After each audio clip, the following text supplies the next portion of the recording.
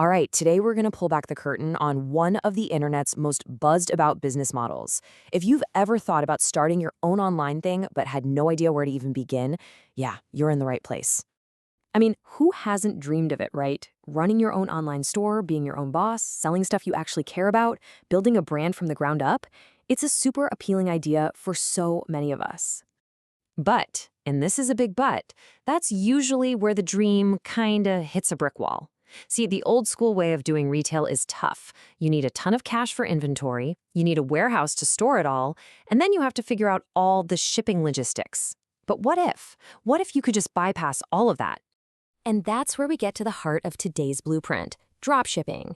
This is the model that really flips the script on e-commerce, and it's how thousands of people have gotten their foot in the door.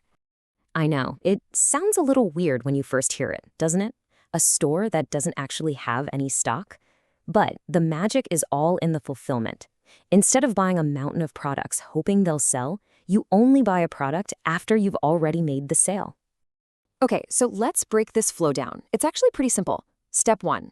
A customer comes to your awesome online store, falls in love with the product, and buys it. They pay you directly. Step 2. You then take some of that money and you go buy that exact same product from your supplier. And, this is key, you give the supplier your customer's shipping info. And finally, step 3, the supplier handles everything else. They box it up and ship it straight to your customer. You literally never have to touch the product yourself. So you see, this whole model completely changes your job description. You're not managing inventory or wrestling with packing tape. Nope. Your job becomes being the curator, the brand builder, the marketer. You're the one creating an amazing shopping experience. You're basically the tastemaker. Okay, so you get the big picture, but how do you actually do it? Let's dive into the actual step-by-step blueprint for getting this thing off the ground. Now, before you even start dreaming up a cool logo or website name, you have to nail down the most important question of all. What are you going to sell? And this isn't just about picking some random product. It's about finding your niche, a really specific group of people with specific needs and passions. And there's a huge difference between a good niche and a bad one. A great niche isn't just, say, yoga mats. It's something more specific, like eco-friendly yoga gear for city dwellers. It's driven by passion, it solves a real problem, and there are already communities of people talking about it online. A bad niche? That's when you jump on some fleeting trend that's going to die out or try to compete with a huge brand where the profit margins are just tiny. All right, so once you've got your niche figured out, it's time to build your digital home. This is your storefront, the place where your brand really comes to life and where people decide if they can trust you enough to buy something. And listen, there are a few things that are totally non-negotiable here. Your domain name has to be catchy and easy to remember. Your website design, it has to look clean, professional, and trustworthy. I mean, nobody's going to type in their credit card info on a site that looks sketchy, right? And please, spend time on getting great product photos and writing descriptions that sell. It's literally all your customer has to go on. Okay, so picture this. Your store is live. It looks amazing. But right now, it's like a brand new shop on a street with no people.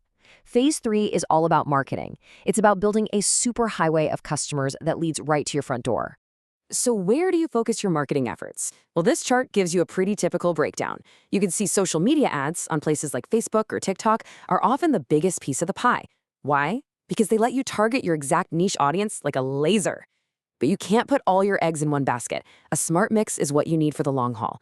Influencer marketing builds that all-important trust, and things like content marketing and SEO, well, that's how you build a free source of traffic over time. So at this point, you might be thinking, wow, this sounds amazing, maybe a little too amazing. And you know what? That's a fair thought, which is why this next part of the blueprint is so important. We gotta have a little reality check. So what's the catch? Is it really that easy? That's the question everyone asks. And the short answer is no. It's not easy. It's definitely simpler than traditional retail in a lot of ways, but it comes with its own set of challenges that you absolutely have to know about before you jump in. And here are the big hurdles you're going to face. First, the competition can be intense, which often means your profit margins are pretty thin. Second, your entire business rests on your suppliers, people you might never even meet. Finding reliable ones is absolutely critical. Then there's shipping times and delays. You have to manage customer expectations. And when a customer has a problem or wants a return, guess who they call? You. You are the customer service department. And yeah, speaking of those thin profit margins, let's put a number on it. After you've paid your supplier for the product and paid for your marketing, a net profit of around 15 to 20% is pretty standard. Now, that's not bad, but it does mean you need to sell a good amount of product to make a really significant income. But even with all those hurdles, making that very first sale, wow, that's an incredible feeling. It's the moment your idea becomes real. It's proof that it works. But that's not the end of the journey. In fact, in a lot of ways, it's just the beginning. I love this quote from the Blueprint because it just nails the mindset you need. Your first sale isn't the finish line, it's the starting block. See, that first sale isn't your victory lap, it's data. It tells you your store works and your marketing is hitting the mark. Now the real work starts. You optimize, you scale, and you build a real, lasting brand. So there you have it. That's the blueprint for getting your first online store up and running with dropshipping.